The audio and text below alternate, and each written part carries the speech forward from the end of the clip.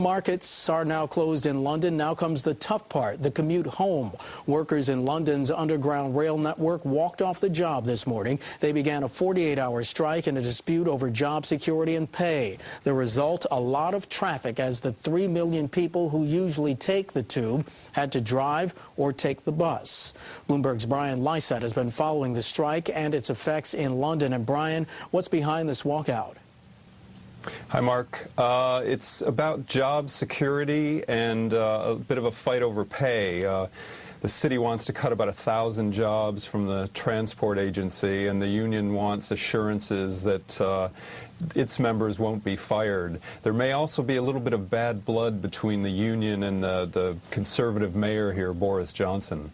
Well, how severe of an impact is it having in the city today? Well, it's pretty severe. I mean, it's a good day to be a black cab driver, I'll say that. A lot of cabs are full. It's a pretty bad day if you need to catch a bus because there's long lines and buses are full. And as you said earlier, it's going to be a tough ride home for a lot of people. Well, what are city authorities doing to mitigate the effects of the strike? Well, they've added extra buses, but the problem is the city's streets are so crowded it doesn't work that well. I mean, there's some added river taxis and things like that.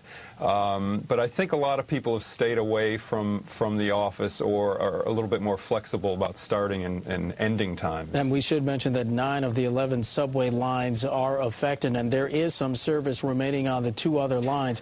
This is a 48-hour action, Brian. Can you give us a sense of the economic cost this is going to have? Well, there have been estimates from business groups, Mark, that it could be around $160 million if it goes its length of 2 days, which the union has pledged.